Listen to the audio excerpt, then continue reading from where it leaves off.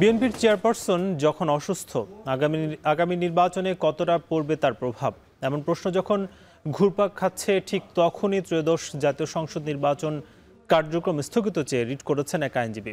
অন্যদিকে নির্বাচনের তফসিল নিয়ে যত জল্পনা, ঠিক তখনই কেউ কেউ নির্বাচন নিয়েও করছেন শঙ্কা।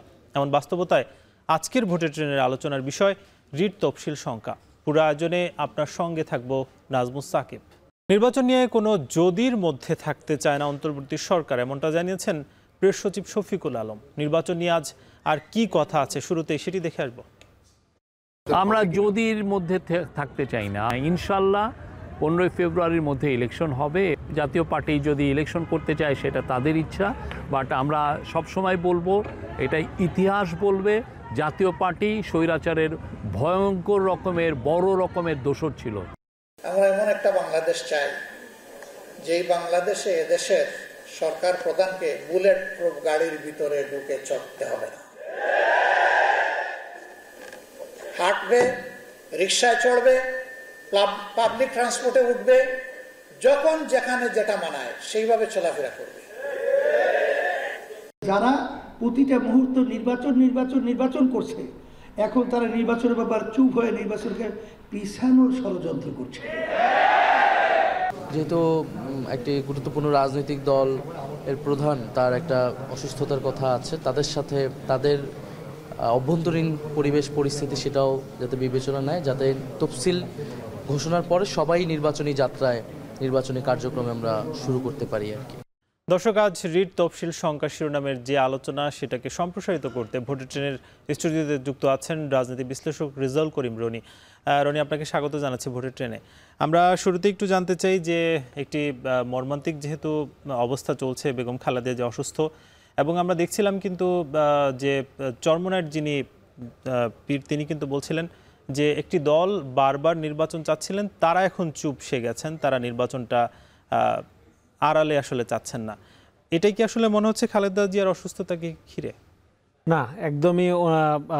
উনি অনেক শ্রদ্ধেয় আলেম, কিন্তু রাজনীতির ব্যাপারে ওনার এর আগেও কথাবার্তা যেগুলো ছিল, ওগুলো জনগণ কতখানি সেন্সিবল কথা মনে করে আমার সন্দেহ আছে।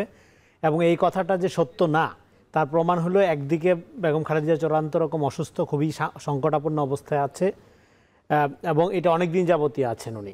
কিন্তু এর আগে উনি অসুস্থ হয়েছেন, কিন্তু অতটা এটা প্রকট ছিল না। এবার একটু বেশি, যেহেতু নিউমোনিয়া এবং ওনার ইনফেকশন নিয়ন্ত্রণ করা যাচ্ছে না, এবং ওনার যেহেতু শারীরিক অবস্থা আগের থেকে ক্রিটিক্যাল, তো ফলে সব মিলে এটা একটা জটিল অবস্থা, এবং এটার জন্য বেশিরভাগ মানুষেরই মন খারাপ, দল মত নির্বিশেষে। সেটা একটা দিক। আরেক দিকে হলো যে ধরেন এখানে দীর্ঘ সময় ধরে মানুষ ভোটাধিকার বঞ্চিত, ভোটাধিকার নিশ্চিত করার জন্য লম্বা সময় ধরে বিভিন্ন রাজনৈতিক দলগুলো আন্দোলন করছে, এবং গণঅভ্যুত্থানের পরে সমস্ত দলগুলোর সমন্বয়ে এবং হলো আপনার ধরেন যে ইভেন গণঅভ্যুত্থানে যারা নির্দলীয় যারা জনগণ, তাদেরও সমর্থন পুষ্ট একটি সরকার। ফলে তাদের কাজ হলো ভোটাধিকার নিশ্চিত করামূলক একটি নির্বাচন দেওয়া। ফলে এই নির্বাচনে রাজনৈতিক দলগুলো যার যার মতো করে প্রতিযোগিতা করার চেষ্টা করছে। তারই অংশ হিসাবে কিন্তু বিএনপি দেখেন, একদিক দিয়ে যখন আপনার বেগম জিয়াকে লন্ডনে নেওয়ার ব্যাপারে মেডিকেল বোর্ডের সিদ্ধান্ত আসলো, এবং সেই হিসাবে কিন্তু ধরেন ডাক্তার জুবাইদা রহমান উনি বাংলাদেশে আসলেন, তো এখন আপনার আরও পর্যবেক্ষণ করা হচ্ছে ওনার অবস্থা, এবং মেডিকেল টিমে সম্ভবত উনি নিজেও যুক্ত হবেন এবং একসাথে যাবেন। অন্যদিকে কিন্তু কালকেই আবার নতুন করে কিন্তু আপনার 27 জনের মতো আপনার নতুন করে যে সমস্ত আসনগুলোতে আপনার প্রার্থী ঘোষণা বাকি ছিল বা যেগুলো স্থগিত ছিল, সেই আসনগুলোতে কিন্তু প্রার্থী দেওয়া হয়েছে দল থেকে। তার মানে নির্বাচন চাচ্ছে না, এই কথাটা একদমই সঠিক নয়। একদম এটা আমি বলবো যে, এবং এই ঘটনার পরে গতকালকেই মাত্র স্থগিত আসনগুলোতে আপনার প্রার্থী ঘোষণা করলো, হ্যাঁ, এবং একই সাথে সারা দেশে দলের কিন্তু দোয়া কর্মসূচি অব্যাহত আছে, কিন্তু প্রার্থী ঘোষণা করলো, এবং এই উপলক্ষে নির্দেশনা দেওয়া ছিল নেতাকর্মীদের উপর, তারা যেন কোনো এটা উদযাপন না করে। ফলে তারা নির্বাচন এবং অসুস্থতার এই ইস্যুটা, এটা তো আপনার যেহেতু এটা ধারাবাহিক ইস্যু, লম্বা সময় ধরে আছে এবং সারা দেশের মানুষ দোয়া করছে, ফলে এটা একদিকে যেমন আছে, এবং আমি বলতে প্যারালালি, মানে বিএনপির দিক থেকে প্যারালালি দুইটা কর্মসূচি যে চালানো হচ্ছে, এটা তো দৃশ্যমান। ফলে এখানে এই কথাটা বলার চেষ্টা করা, এই অসুস্থতার সুযোগ নিয়ে, যে দেখেন যে দলটি এখন নির্বাচন চাচ্ছে না, এটা তো ধরেন আপনার কি বলবো, যে দৃশ্যমান যে ঘটনাগুলো ঘটতেছে, তাদের দুইটা কর্মসূচি প্যারালালি চলছে। কিন্তু এক হলো তারা স্থগিত আসনগুলোতে, যেটা আগে বললাম, প্রার্থী ঘোষণা করলো নতুন করে, এবং দোয়া কর্মসূচি যেটা চলমান আছে। শুক্রবার ছিল সারা দেশে, আপনি জানেন যে মোনাজাত দোয়া চাওয়া হয়েছে। ফলে একটা ইস্যুকে আরেকটা ইস্যু দিয়ে যে ওভারলেপ করা এবং একটা দিয়ে আরেকটা দিয়ে ম্যানুভারিং করা, মানে ঘুরিয়ে দেওয়ার যে প্রচেষ্টা বিগত হাসিনা আমলে দেখা গেছে, তারই লক্ষণ কোনো কোনো রাজনৈতিক বক্তব্যের মধ্যে দেখা যায়। তার লক্ষণ হিসেবে বা তার এক্সাম্পল হিসেবে আমি চরমনাই বিশ্বাসের এই বক্তব্য কিন্তু আপনি কিন্তু একটা বিষয় তো আমরা দেখি যে তারেক রহমানের দেশে আসার বিষয়, যেমন বেগম খালেদা জিয়া অসুস্থ, তাছাড়া হয়তো আগামী সপ্তাহের মধ্যেই আসলে তফসিলটা হয়ে যেতে পারে, এবং তার ভোট কিংবা তিনি ভোটার কিংবা ভোটার না, এগুলো নিয়েও আসলে আলোচনা আছে। সেটাতে আসলে বাধাটা কোথায়, সে বিষয়ে আমরা আলোচনায় আসবো। তবে নিব ছোট একটা বিরতি, ফিরবো কিছুক্ষণ পর। RICL TMX, যুগের পর যুগ স্থাপনা থাকে মজবুত। VRM প্রযুক্তির RICL TMX। বিরতির পর স্বাগত, দেখছেন ভোটের ট্রেন, আপনার সঙ্গে আছি নাজমুস সাকিব। আজ রিট তফসিল শঙ্কা শিরোনামের আলোচনাকে সম্প্রসারিত করতে ভোটের ট্রেন স্টুডিওতে যুক্ত আছেন রাজনীতি বিশ্লেষক রেজাউল করিম রনি। রনি, আপনাকে আবারও স্বাগত জানাচ্ছি ভোটের ট্রেনে। আমরা কথা বলছিলাম বিরতির আগে যে বেগম খালেদা যে অসুস্থ এবং তারেক রহমানের আসা না আসার যে বিষয়, তিনি তো আসলে যেহেতু কিছুদিন পরে হয়তো তফসিলটা হবে, সেক্ষেত্রে নির্বাচনের তিনি বড় একটি জায়গা আসলে থাকার কথা, কেন আসছেন না? দেখেন, এখানে দুইটা ইস্যু। একটা হলো উনি কেন আসবেন, উনি কি ডাক্তার?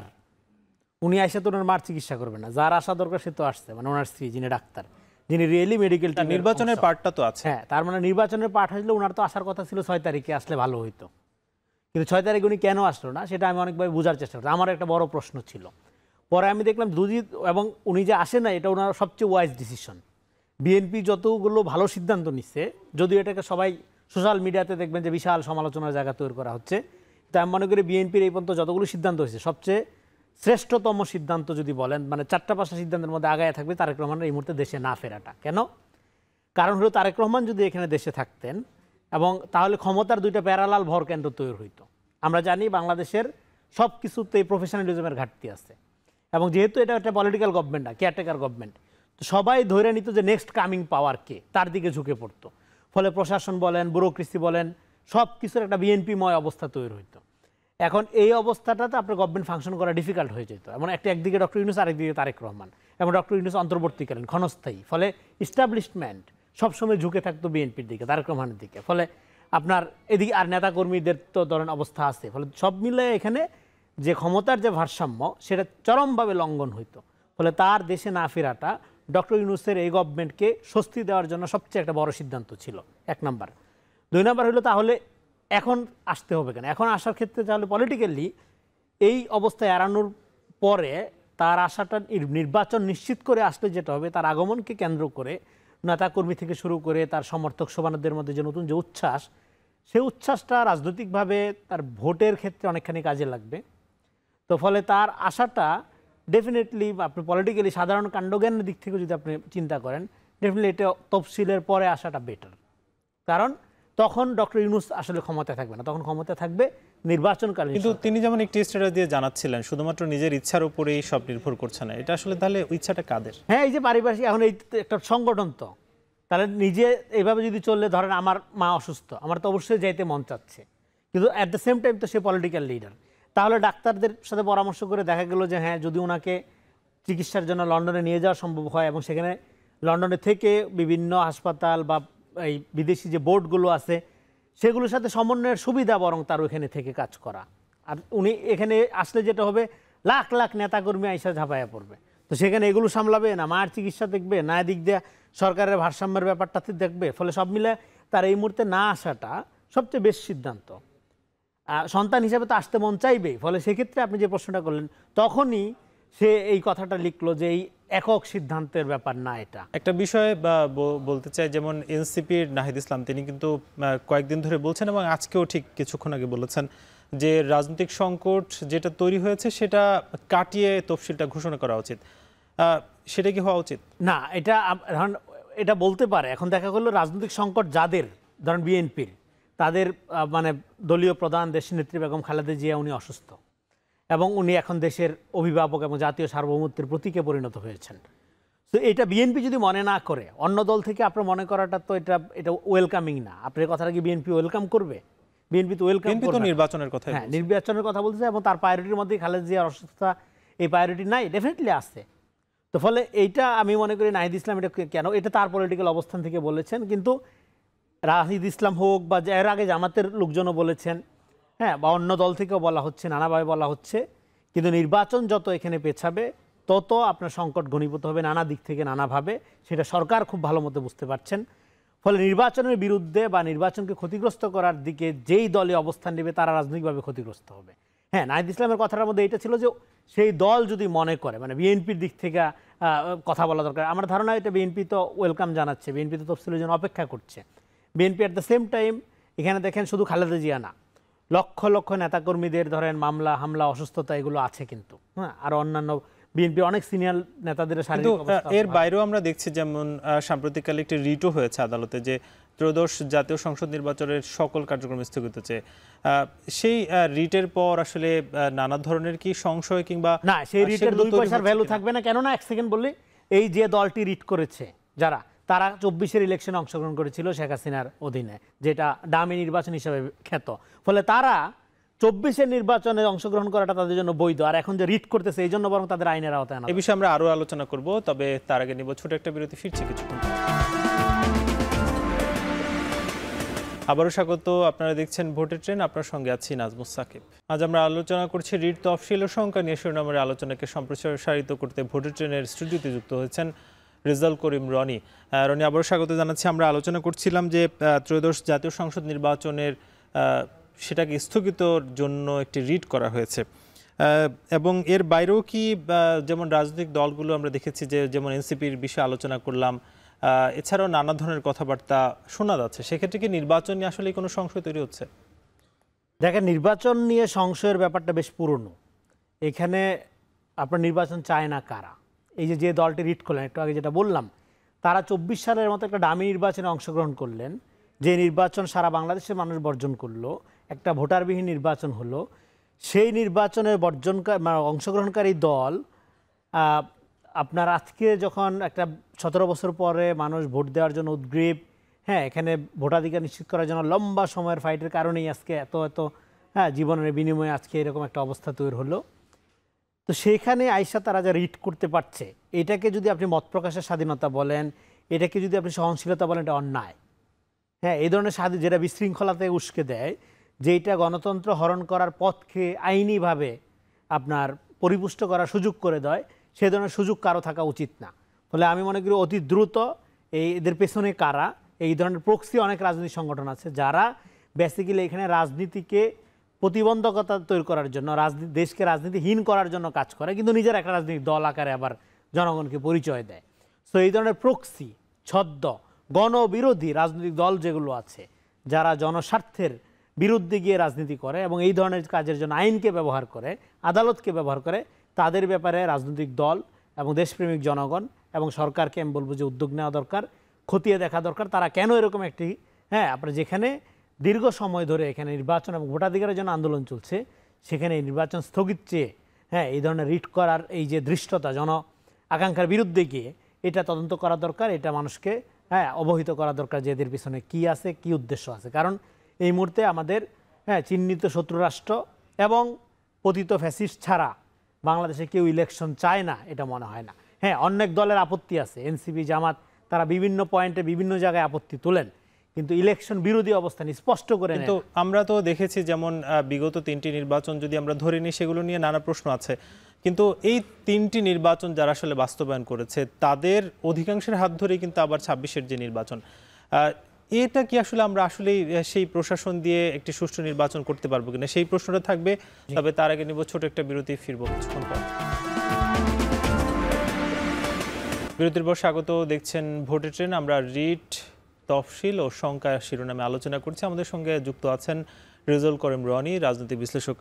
রনি, আমরা কথা বলছিলাম বিরতির আগে যে বিগত 3টি নির্বাচনে আমরা দেখেছি যে এক প্রকার প্রশাসনের হাত ধরেই কিন্তু সেই ভোটগুলো হয়েছিল, এবং আমরা এই গত 1.5 বছরে কিন্তু তেমন একটা পরিবর্তন দেখিনি, এবং সামনের নির্বাচনটাও কি ঠিক একই রকম হওয়ার সম্ভাবনা আছে কিনা, যেহেতু অধিকাংশই ঠিক আগের প্রশাসন অনুযায়ী আছে? এটা খুবই গুরুত্বপূর্ণ একটি প্রশ্ন আপনি করেছেন। দেখেন, বাংলাদেশে ইলেকশন রিগিং করা খুব সহজ, কারণ হাসিনা এটাকে একটা প্রাতিষ্ঠানিক রূপ দিয়ে গেছে। তো হাসিনার আমলে কিন্তু সব ইলেকশন রিগিং করার জন্য ভোট কেন্দ্র দখল করার দরকার পড়ে নেই, ম্যাথমেটিক্যালি রিগিং করা হয়েছে। তো ফলে আপনার এই শঙ্কা থেকে যায়। ফলে এই ক্ষেত্রে রাজনৈতিক দলগুলোর একটা ভালো ভূমিকা পালন করতে হবে, এবং আইন শৃঙ্খলা রক্ষার অবস্থার আপনি যদি মনে করেন যে খুব ভালো হয়ে গেছে, এটা আপনি বলতে পারবেন না। তো এবং পুলিশ সংস্কার কমিশন যেটা ধরেন মানে আরো দ্রুত সবার আগে দরকার ছিল, সেটা কিন্তু ধরেন এই যে অধ্যাদেশ আমরা দেখলাম যে গতকালকে মনে নিউজ দেখলাম যে এটা অধ্যাদেশ দেওয়া হয়েছে। তো ফলে এই পুলিশ সংস্কার সবচেয়ে জরুরি যেটা, এটা আরো আগেই করা দরকার ছিল, যাতে আইন শৃঙ্খলা রক্ষার অবস্থাটার উন্নতি হয় এবং একটা প্রফেশনালিজম। আরেকটা হলো ধরেন বাংলাদেশে ধরেন আপনি এখানে সমস্যাটা কি হয়, আমরা প্রশাসনে নিরপেক্ষ লোক আশা করি, আপনি নিরপেক্ষ লোক পাবেন না। যদি দেখা যায় যে জামাত ক্ষমতায় আসার সম্ভাবনা তৈরি হয়েছে, তাহলে জামাতের দিকে ঝুঁকে যাবে, বা জামাত যদি বেশি ফ্যাসিলিটি দেয় তাহলে জামাতের দিকে ঝুঁকে যাবে প্রশাসন, আমলাতন্ত্র এগুলো। বা যদি মনে করে বিএনপি ক্ষমতা আসবে, তাহলে বিএনপির দিকে ঝুঁকার চেষ্টা করবে। ফলে আমাদের এবং যারা ধরেন আপনার যে প্রশাসনের ছাত্রদলের, সে ছাত্রদলকে প্রেফার করবে, যে শিবিরের সে শিবিরকে প্রেফার করবে, এবং সবাই নিরপেক্ষ শিবির হওয়ার চেষ্টা করবে, নিরপেক্ষ ছাত্রদল হওয়ার চেষ্টা করবে। সেটা না করে তোমরা বলো যে হ্যাঁ আমাদের ব্যাকগ্রাউন্ড শিবির ছিল, ছাত্রদল ছিল, ওকে, কিন্তু আমরা এখন সবাই রাষ্ট্রপক্ষ, আমরা জনগণের তরফ থেকে দায়িত্ব পালন করব, আমরা সবাই প্রশাসনের একটা প্রফেশনাল দৃষ্টিভঙ্গি থেকে প্রশাসনটা চালাবো। কিন্তু তা না করে আমরা এখানে আপনার ঢুকি হইলে একটা দলীয় এজেন্ডা বাস্তবায়ন করার জন্য নিরপেক্ষতার মুখোশ পরে ঢুকে তারপরে দলীয় এজেন্ডা বাস্তবায়ন করার চেষ্টা করে, যেটা আওয়ামী লীগের আমলে হয়েছে। ফলে এইবার যদি এটা কোনো দল করার চেষ্টা করে, তার পরিণতি হবে খুবই খারাপ, খুবই ভয়াবহ পরিণতি হবে। কারণ মানুষ ভোটাধিকার প্রয়োগ করতে চায়, ভোটাধিকার প্রয়োগ করতে পারে না দেখে কিন্তু হাসিনার এই পরিণতি হয়েছে। ফলে এখন যদি এই কাঠামোকে ব্যবহার করে, আপনি যেটা বললেন প্রশাসনে যাদেরকে রেখে দেওয়া হয়েছে আওয়ামী আমলের, তাদেরকে ব্যবহার করে কোনো দল যদি এই সুযোগ নেওয়ার চেষ্টা করে, হাসিনার মতো পরিণতি তারা নিজেদের দিকে ডেকে নিয়ে আসবে। এটা কিভাবে? আমরা তো দেখেছি যে ঠিক আগের সেটআপ অনুযায়ী সবকিছু চলছে, এবং পুলিশ সংস্কারের কথা বলছিলেন, সেটাও অনেকটা ঠিক আগের মতোই। তাহলে পরিণতি জনগণ, রাইট, ইউ আর রাইট। আপনার আগের মতো হওয়ার কারণে কি হয়েছে, জনগণ রক্ত দিল, প্রতিরোধ করলো, প্রতিবাদ করলো, জীবন হারাইলো, কিন্তু তার তো জীবন মানে কোনো উন্নতি হয়নি। রাজনৈতিক দলগুলো এবং তারা এক প্রকার হতাশ হয়েছে, হতাশ হয়েছে। ফলে এই হতাশা 15 বছরের হতাশার পুঞ্জীভূত ক্ষোভের কারণে আপনি দেখেন আপনার যে জেনারেশন যেভাবে রাস্তায় নেমে এসেছে, ফলে পলিটিক্যাল যে চৈতন্যের আপনার উদ্বোধন হয়েছে বা জাগরণ হয়েছে, সেটা তো নাই হয়ে যায়নি। ফলে এখন আপনি এটা 15 মাসও চালাইতে পারবেন আপনি যদি এই জিনিস করেন। কেন হবে সেটা আমি বলতেছি, কারণ আগে যেরকম ধরেন ছলে বলে কৌশলে সত্যকে মিথ্যা, মিথ্যাকে সত্য তৈরি করা, মানে তৈরি করে প্রচার করা যেত বা ধরে নিয়ে করা যেত, এখন কিন্তু সেটা যায় না। যেমন একটা উদাহরণ দিই, এই যে ধরেন তারেক রহমানের দেশে ফেরা নিয়ে একটা দল যে ধরনের রাজনীতি করার চেষ্টা করলো, আওয়ামী লীগ এবং এই দলগুলো, তাদের প্রত্যেকের ন্যারেশন কিন্তু পরাজিত হইল। এবং দেখা গেল আপনার জোবাইদুর রহমান এসেছেন এবং উনি চিকিৎসার জন্য বিদেশে যাবেন। তো ফলে আপনার এই যে মিথ্যা ন্যারেশন তৈরি করে জনগণকে মেনুবার করে ফেলা, জনগণকে মোহাবিষ্ট করে ফেলা, একটা কৃত্রিম আবহ তৈরি করে ফেলা, এটা কিন্তু খুব দ্রুত ভেঙে যাচ্ছে। মানুষ কিন্তু এটা বুঝে যাচ্ছে যে এটা মিথ্যা বলতেছেন। ফলে আপনি যদি এরকম একটা চতুরতার আশ্রয় নিয়ে একটা হাইপ তৈরি করে, সোশ্যাল মিডিয়া হোক বা আপনাদের বিভিন্ন আপনার ছাত্র সংগঠনের মাধ্যমে হোক, তৈরি করে যদি আপনারা জনগণকে এরকম ভেলকি দেওয়ার চেষ্টা করেন, সহজ বাংলা যেটা, এইটার কাফফারা দিতে 15 মাস দূরের কথা, আমার 15 দিনের মধ্যে। জনগণ যদি আবার প্রচন্ড সজাগ, প্রচন্ড সতর্ক, প্রচন্ড সেন্সিটিভ, ফলে জনগণের দিক থেকে ভূমিকা পালন করতে হবে। আপনি আওয়ামী লীগ হিসাবে প্রশাসনে ঢুকছেন, ভালো কথা, থাকেন, বিএনপি হিসাবে ঢুকছেন, জামাত হিসাবে ঢুকছেন, থাকেন, কিন্তু আপনাকে নির্বাচনের সময় প্রফেশনাল দায়িত্ব। অসংখ্য ধন্যবাদ রেজাউল করিম রানী আমাদেরকে সময় দেওয়ার জন্য। আজকের মতো আমরা ভোটের ট্রেন শেষ করছি। আগামীকাল নতুন কোনো বিষয়ে আলোচনা হবে। শুভকামনা।